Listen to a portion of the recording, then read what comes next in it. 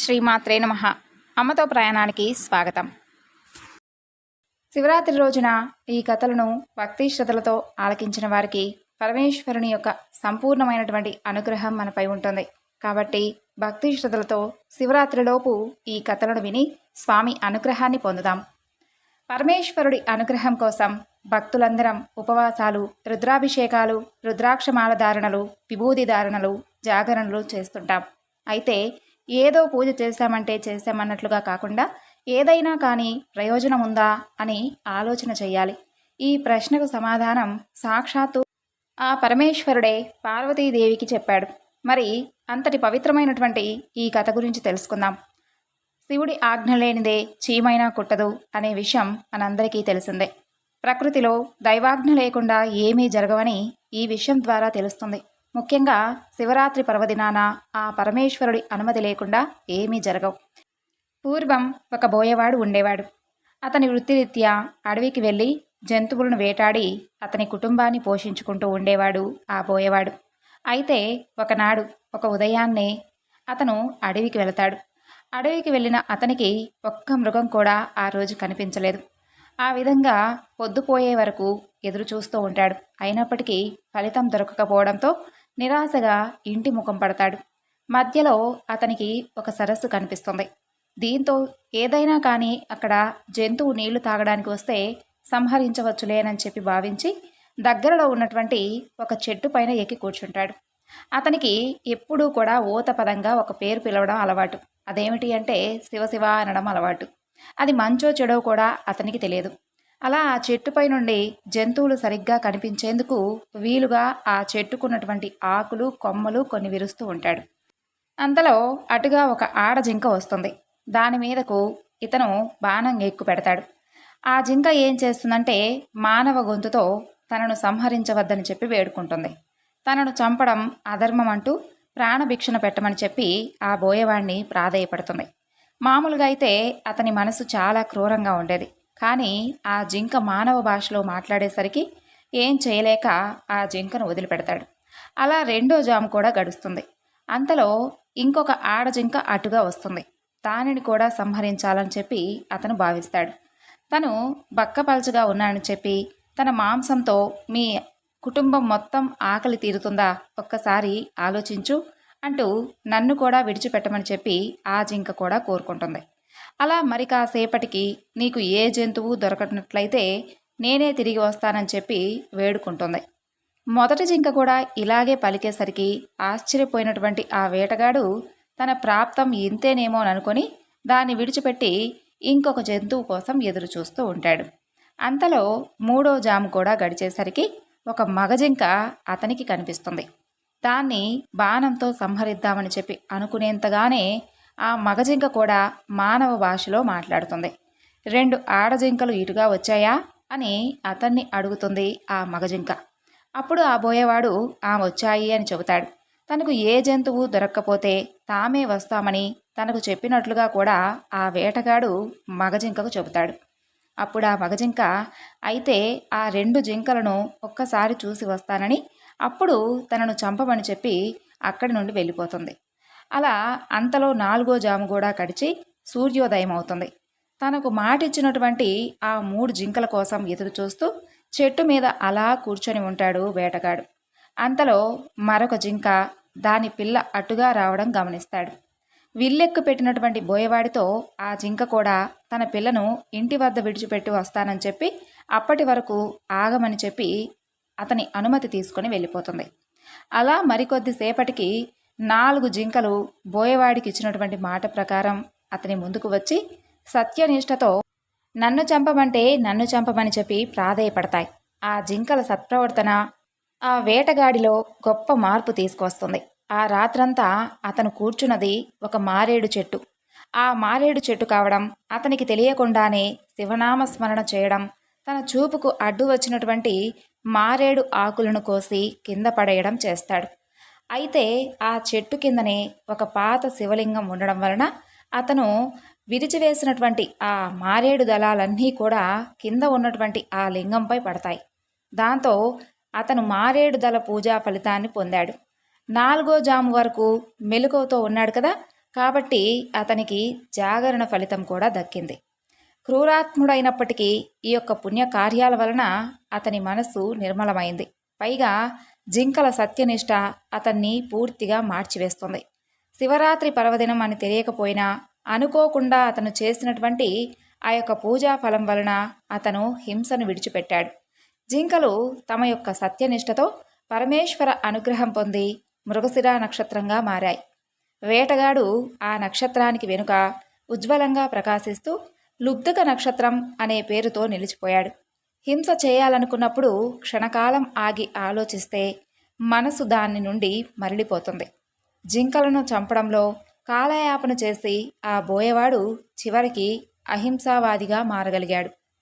అదేవిధంగా తెలిసి తెలియక చేసినటువంటి ఆ యొక్క శివరాత్రి పర్వదినం పూజ, జాగరణ, ఆ ఫలితమంతా కూడా ఆ వేటగాడు పొందాడు. పురాణాల ప్రకారం పరమేశ్వరుడు విషాన్ని మింగి తన గొంతులో దాచుకున్న రోజును మహాశివరాత్రిగా పాటించడం ఆనవాయితీగా వస్తుంది. అదే సమయంలో అమృతం కోసం దేవదేవులు క్షీరసాగర మదనం చేస్తూ ఉండగా ముందుగా హాలాహలం వస్తుంది. వాటి విషజ్వాలలు ముల్లోకాలను ముప్పు తిప్పలు పెడుతూ ఉండడంతో అందరూ కలిసి ఆ పరమేశ్వరుణ్ణి శరణు వేడుకుంటారు. భక్తవ శంకరుడైనటువంటి ఆ పరమేశ్వరుడు ఆ సమయంలో హాలాహలాన్ని తీసుకొని దిగమింగి తన కంఠంలో బంధించాడు. హాలాహల ప్రభావానికి పరమేశ్వరుడి కంఠం కమిలిపోతుంది. అంతే, అప్పుడు అది నీలిరంగులోకి మారిపోతుంది. దాంతో పరమేశ్వరుడు నీలకంఠుడయ్యాడు. అదే సమయంలో కింద పడిపోతాడు. అప్పుడు పార్వతీదేవి తన భర్త తలను ఒడిలోకి తీసుకుని దుఃఖిస్తూ ఉంటే అందరూ శోకసంద్రంలో మునిగిపోతారు. అప్పుడు పరమేశ్వరుడు మెలకువలోకి వచ్చేంత వరకు అందరూ జాగరణ చేస్తారు. నాటి నుండి భక్తి శ్రద్ధలతో శివుణ్ణి పూజించి జాగరణ చేయడం ఆనవాయితీగా వస్తుంది.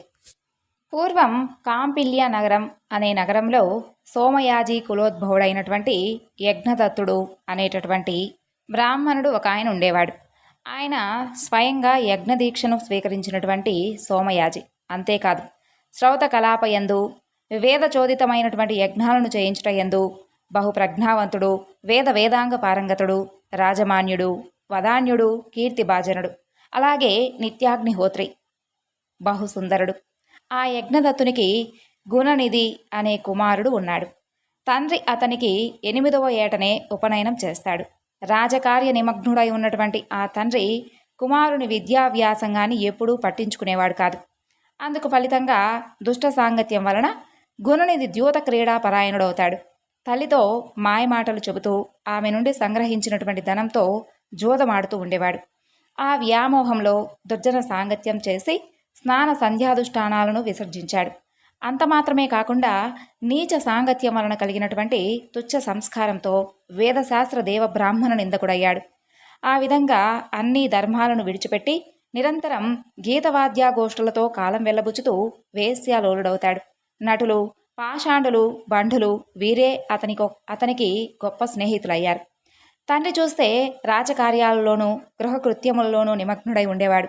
ఎప్పుడైనా తీరిక సమయాల్లో భార్యతో ఇలా అడిగేవాడు, ఓసి ఇంటిదానా, నీ కొడుకెక్కడే, ఇంట్లో కనిపించడం లేదు అంటూ అతను ప్రశ్నించినటువంటి ప్రతిసారి ఇప్పటి వరకు పాఠం చదువుకొని ఇప్పుడే స్నేహితులు వస్తే వారితో కలిసి బయటికెళ్ళాడండి అంటూ తన భార్య సమాధానం చెబుతూ పుత్ర ప్రేమతో గుణనిధి తప్పుడు ప్రవర్తనను కప్పిపెడుతూ ఉండేది. ఇంట్లో మాత్రం తండ్రి లేనప్పుడు కుమారుణ్ణి లాలించి కొన్ని హితోక్తులు చెబుతూ ఉండేది.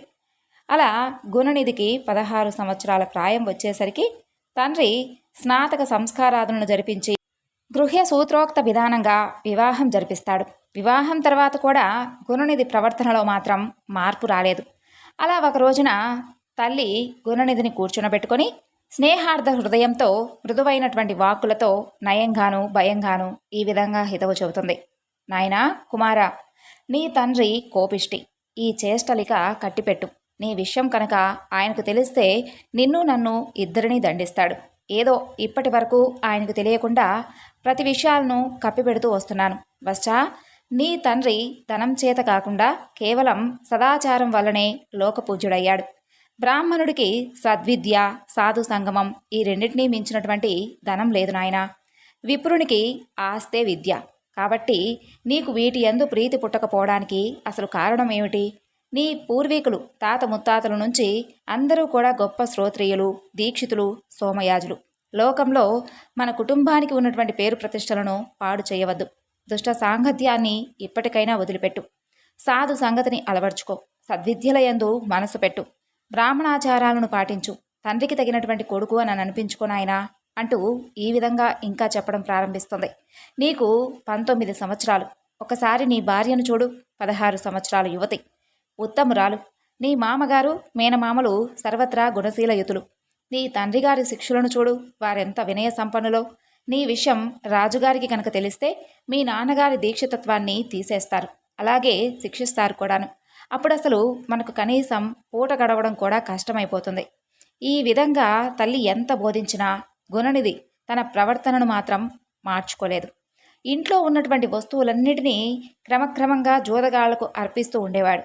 అలా ఒకనాడు తండ్రి అయినటువంటి ఆ దీక్షితుడు వీధిలో ఒక జోదగాని వేలికి తన వజ్రపు టుంగరాన్ని గుర్తించి వాడిని గుచ్చి అడిగేసరికి ఆ జోదగాడు ఈ విధంగా బదులిస్తాడు.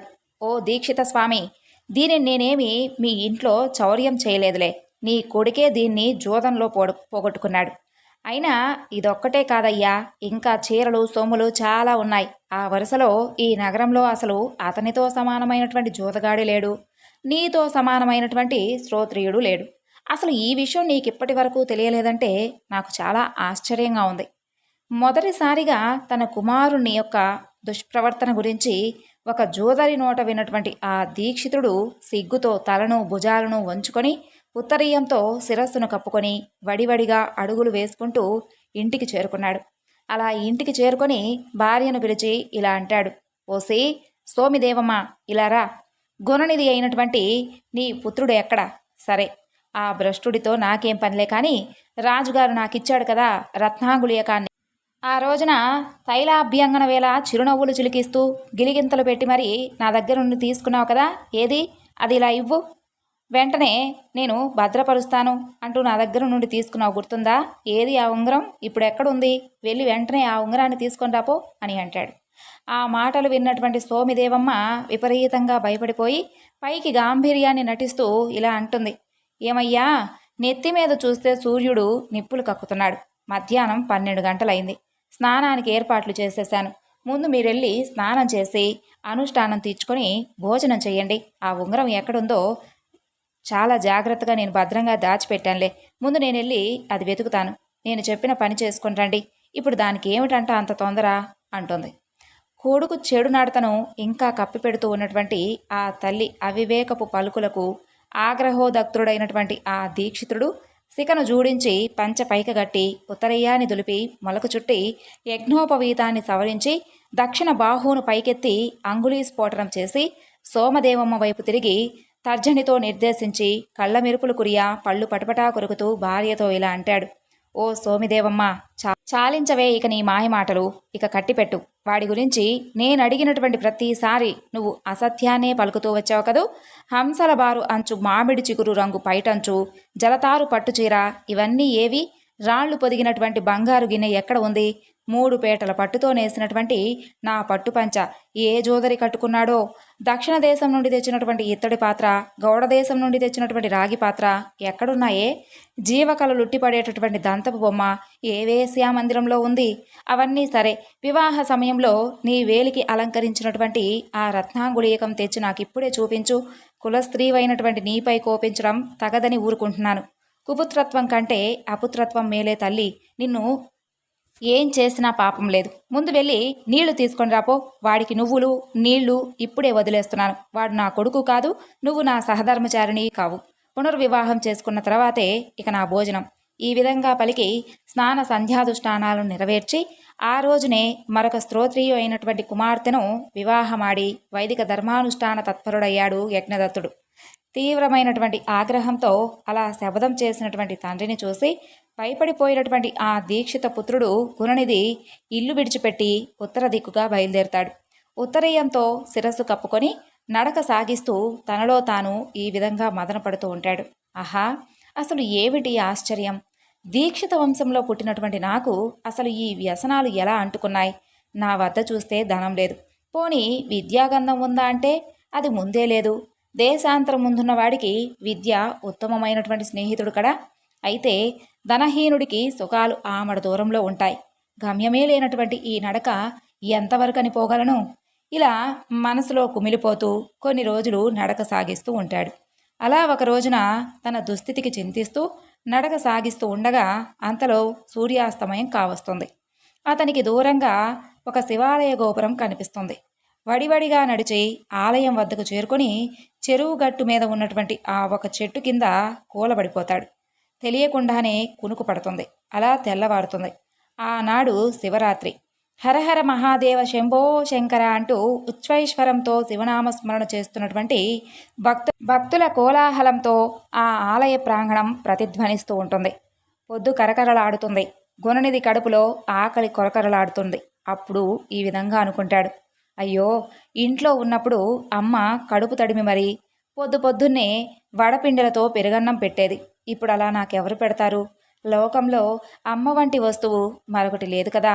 ఇలా అమ్మ చేసినటువంటి ఉపచారాలన్నీ స్మరించుకుంటూ తన వంటి సోమరిపోతులు లోకంలో సుఖంగా బ్రతకకుండా ఆకలిని సృష్టించినటువంటి ఆ బ్రహ్మదేవుని యొక్క అపచారాన్ని నిందిస్తూ క్షుద్బాధ నివారణోపాయాలను కళ్ళు మూసుకొని తదేకమైనటువంటి ధ్యానంతో చింతిస్తూ ఉండగా నానావిధ రకాల రుచి పదార్థపు గుమగుమ వాసనలన్నీ గుణనిధి నాసాపుటాలకు సోకుతాయి.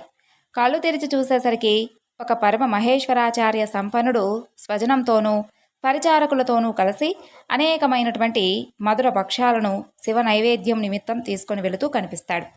అలా నివేదనానంతరం శివభక్తులు నిద్రించగానే ఆ వంటకాలను పరిగ్రహించవచ్చు కదా అని ఆశించి శివాలయ గర్భగుడి ద్వారం దగ్గర ఒక భక్తుడిలా శివనామస్మరణ చేస్తూ ఆ పూజంతా అయ్యే వరకు చూస్తూ కూర్చుంటాడు గుణనిధి.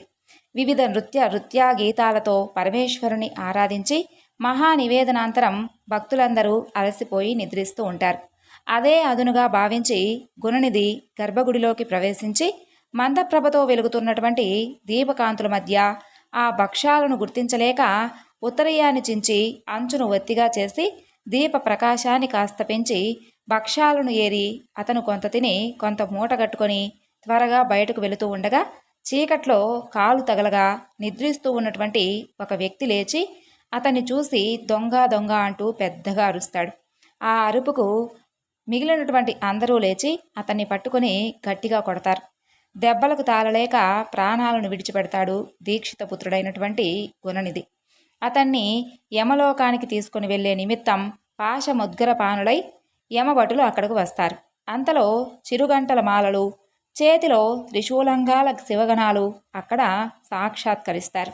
వర్ణాశ్రమాచార ధర్మాలను తప్పి సంచరించినటువంటి పుణ్యపాప వివక్ష లేనటువంటి ఈ మూర్ఖుడు యమదండనకు అర్హుడు అంటూ యమభటులు వాదిస్తారు. దానికి ప్రత్యుత్తరంగా శివదూతలు ఈ విధంగా బదులిస్తారు.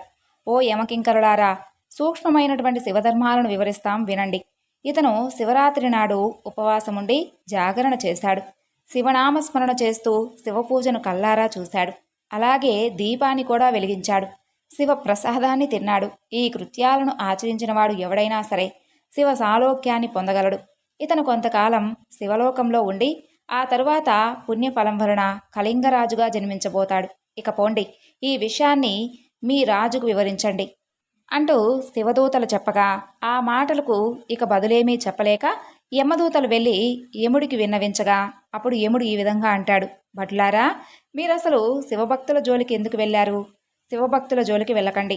విభూతితో త్రిపుండ్రాలను ధరించిన వారిని, శరీరమంతా భస్మం పోసుకున్న వారిని, రుద్రాక్ష జటాదారులను, శివవేషధారులను యమలోకానికి తీసుకొని రాకండి. మునులారా, ఇది శివభక్తి మహిమ అంటూ సూత మహర్షుల వారు శౌనకాది మునులకు ఇంకా ఈ విధంగా చెప్పసాగారు. శివలోక ప్రాప్తిని పొందినటువంటి ఈ గుణనిధి అక్కడ శివగణాలతో కలిసి శివపార్వతులను చక్కగా సేవించి కొంతకాలం తర్వాత అరింధముడనేటటువంటి పేరు కలిగినటువంటి కళింగరాజుకు కుమారుడై జన్మించాడు. అతని పేరు దముడు. పూర్వజన్మ సంస్కారం చేత బాల్యం నుండే అతనికి శివభక్తి అలవడింది. అతను రాజ్యాధికారాన్ని పొందగానే రాజ్యం అంతటా శివధర్మాలను ప్రచారం చేసి అనేక నూతన శివాలయాలను నిర్మించాడు. వాటిలో నిత్యధూపదీప నైవేద్యాలకు తగినటువంటి అన్ని ఏర్పాట్లను చేశాడు. ఆ విధంగా బ్రతికున్నంత వరకు శివభక్తి తత్పరుడై పూర్ణ జీవితాన్ని అనుభవించినటువంటి దముడు మరణానంతరం రత్నదీపకాంతులకు నిలయమైనటువంటి అలకా నగరానికి ప్రభువై కుబేరుడనేటటువంటి నామంతో దిక్పాలకుడయ్యాడు. అలాగే ముల్లారా, కుబేరునికి పరమేశ్వరునితో మైత్రి ఎలా కలిగిందో ఇప్పుడు మరొక వృత్తాంతాన్ని చెబుతాను వినండి అంటూ సూత మహర్షుల వారు మరలా ఈ విధంగా చెప్పసాగారు. పూర్వం పాద్మకల్పంలో బ్రహ్మమానస పుత్రుడైనటువంటి పులస్సినకు విశ్రవసుడనేటటువంటి కుమారుడు కలిగాడు. అతనికి వైశ్రవణుడు అంటే కుబేరుడు అనే పేరు పెట్టారు. అతను తన తపస్సు వలన పరమేశ్వరుని మెప్పించి విశ్వకర్మ నిర్మితమైనటువంటి అలకాపురికి రాజై దానిని చక్కగా పాలించేవాడు. పాద్మకల్పం గతించి మేఘవాహన కల్పం రాగా యజ్ఞదత్తుని కుమారుడైనటువంటి గుణనిధి కుబేరుడై అలకాధిపతి అయ్యాడు. పూర్వజన్మ సంస్కారం వలన శివభక్తి ప్రభావాన్ని ఎరిగినటువంటి కుబేరుడు కాశీ నగరాన్ని చేరుకొని అచంచలమైనటువంటి భక్తితో పరమేశ్వరుని గురించి తపస్సు చేశాడు. అతని యొక్క తపశ్చర్యకు ప్రీతుడైనటువంటి ఆ విశ్వేశ్వరుడు విశాలాక్షితో కూడి అతనికి సాక్షాత్కరించాడు. తపోధనుడైనటువంటి ఆ కుబేరుడు కళ్ళు తెరిచి ఎదురుగా సహస్రకోటి రవిప్రభా సమానమైనటువంటి ఆ ఆది దంపతులను చూసి ఆ తేజస్సును చూడలేక వెంటనే కళ్ళు మూసుకొని ఇలా ప్రార్థించాడు. ఓ దేవదేవా, చంద్రశేఖర, శంభో శంకర, నేను ప్రత్యక్షంగా చూడగలిగేటటువంటి శక్తిని నాకు అనుగ్రహించు. అదొక్కటే నేను కోరేటటువంటి వరం అని అంటాడు.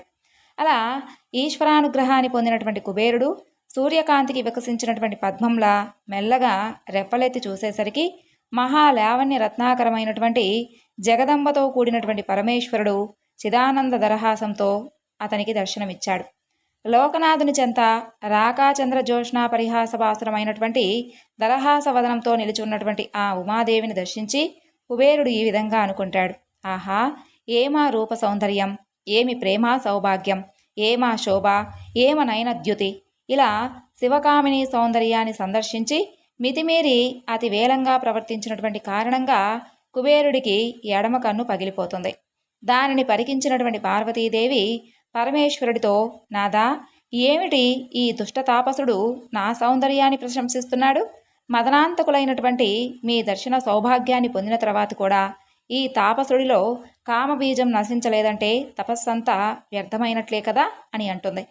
దానికి పరమేశ్వరుడు ఈ విధంగా ప్రత్యుత్తరమిస్తాడు. దేవి, ఇతను దుష్టుడు కాదు, మనకిష్టుడైనటువంటి కుమారుడే. ఇతను నీ సౌందర్యాన్ని కాదు, సౌభాగ్యాన్ని వర్ణిస్తున్నాడు. నా అర్ధాంగిమైనటువంటి నీ యొక్క తపస్సంపదను మనసులో మననం చేసుకొని మైమరిచిపోతున్నాడు. అమ్మవారికి ఈ విధంగా ప్రత్యుత్తరమిచ్చినటువంటి ఆ పరమేశ్వరుడు కుబేరునితో, వశా, నీ తపస్సుకు నేను సంతోషించాను. నీవు నవవిధులకు నాదుడోగాక, గుహ్యకులకు, యక్షకులకు, కిన్నరులకు, పుణ్యాత్ములకు ప్రభువుగా ఉంటావు. ఆ తరువాత నువ్వు నాకు నిత్య సన్నిహితుడవుతావు. నేను నీకు సన్నిహితంగా అలకా నగరానికి సమీపంగా ఉంటాను. లోకపావని అయినటువంటి ఈమె నీ తల్లి, ఆమె పాదాలకు నమస్కరించు అంటూ దయతో ఆజ్ఞాపించగానే కుబేరుడు అమ్మవారి పాదాలపై పడతాడు. ఆ విధంగా సుప్రసన్నమైనటువంటి మనస్కురాలైనటువంటి ఆ తల్లి కుబేరుడితో, వశా, నిరంతరం నీకు మా యందు భక్తి వర్ధిల్లునుగాక. ఈ పైన ఎర్రని ఒకే నేత్రం కలవాడు అవుదువుగాక. నా యందు ఈర్ష్యను పొందేవు కాబట్టి కుబేరనామంతో ప్రసిద్ధుడు అవుగాక అంటూ పలుకుతుంది. ఈ విధంగా కుబేరుడికి వరాలిచ్చి అలకానగర సమీపంలో ఆది దంపతులు కైలాసాన్ని నివాసంగా చేసుకుని సుఖంగా ఉంటూ ఉండేవారు. ఈ విధంగా గుణనిధి పరమేశ్వరానుగ్రహం వలన రాజుగా జన్మించి తరువాత అలకాపురికి కుబేరుడై నిలిచాడు.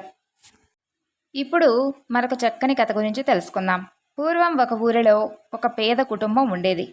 వారు శివభక్తులు. వాళ్ళు ఇంటి పెద్ద ప్రతిరోజు శివపూజ చేస్తూ తనకు ఉన్నంతలో స్వామికి నైవేద్యం నివేదన చేసి తన పని తాను చేసుకుంటూ ఉండేవాడు. అలా ఎన్నో సంవత్సరాల నుండి స్వామిని పూజిస్తూ తనకున్నటువంటి బాధంతా కూడా ఆ శివయ్యకు వెళ్ళబోసుకుంటూ ఉండేవాడు. ఒకనాడు పార్వతీదేవికి వారిని చూసి జాలి చెంది పరమేశ్వరుడితో, స్వామి, ఆ భక్తుడు అనేక సంవత్సరాలుగా ప్రతినిత్యము కూడా తమరిని పూజిస్తూ ఉన్నాడు. కరుణించి ఏదైనా కానీ అతనికి వరం ఇవ్వవచ్చు కదా అని అడుగుతుంది. అప్పుడు పరమేశ్వరుడు చిరునవ్వు నవ్వి ఊరుకుంటాడు. పార్వతీదేవికి విపరీతమైనటువంటి కోపం వస్తుంది. ఏమిటి స్వామి ఆ నవ్వుకున్నటువంటి అర్థం? ఇప్పుడు మీరు ఆ భక్తుణ్ణి కరుణించి అతనికి ఉన్నటువంటి పేదరికాన్ని తొలగించి ధనవంతుణ్ణి చేయకపోతే నేను ఊరుకోను అని అంటుంది.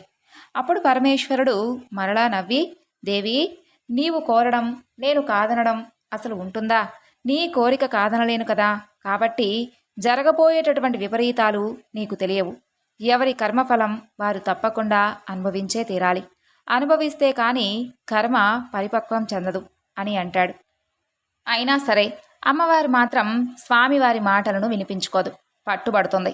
పరమేశ్వరుడిక కాదనలేక, దేవి, నీ కోరిక ప్రకారంగా అతన్ని ఈ క్షణంలోనే ధనవంతుణ్ణి చేస్తాను. చేసే ముందు అసలు ఏం జరుగుతుందో ఒక్కసారి నీవే గమనించు అంటూ అక్కడ మాయమైపోతాడు పరమేశ్వరుడు. ఒక సాధువు వేషంలో ఆ పేదవాడి ముందు ప్రత్యక్షమై, నిన్ను నేను చాలా రోజుల నుండి గమనిస్తూ ఉన్నాను నాయనా. ఎందుకు ఆ పరమేశ్వరుడికి ప్రతిరోజు సేవలు చేస్తూ ఉన్నావు? బోలా శంకరుడు అనే పేరే కానీ ఎప్పుడైనా అసలు నిన్ను కనికరించాడా?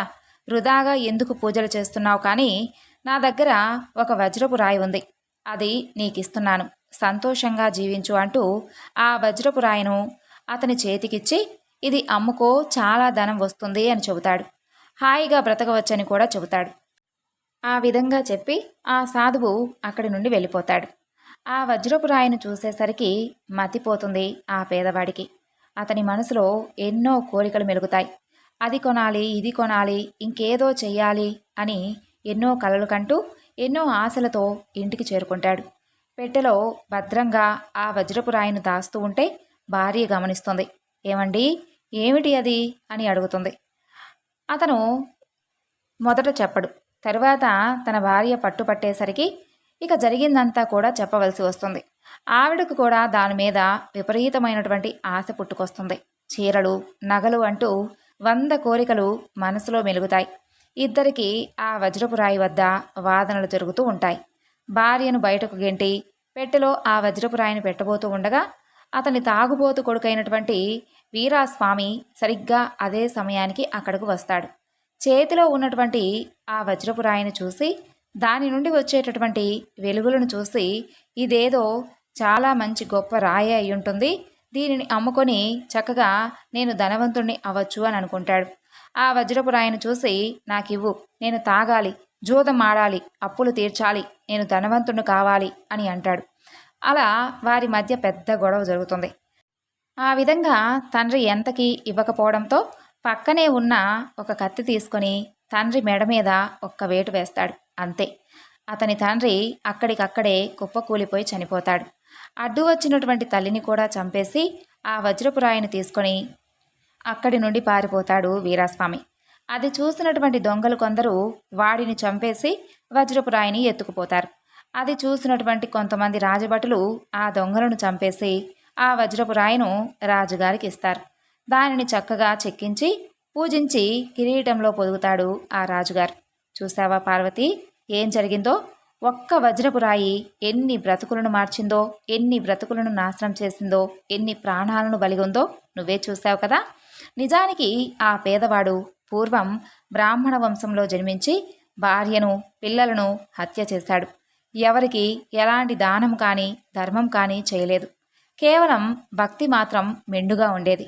అదే భక్తి ఈ జన్మలోనూ నేటి వరకు కొనసాగుతూ వచ్చింది. చేసినటువంటి కర్మఫలం నుండి బ్రహ్మ సైతం తప్పించుకోలేడు పార్వతి. ఎన్ని ఆస్తులు ఇచ్చినా విధిని మార్చడం మాత్రం కుదరదు. అనుభవిస్తేనే కర్మ తీరుతుంది.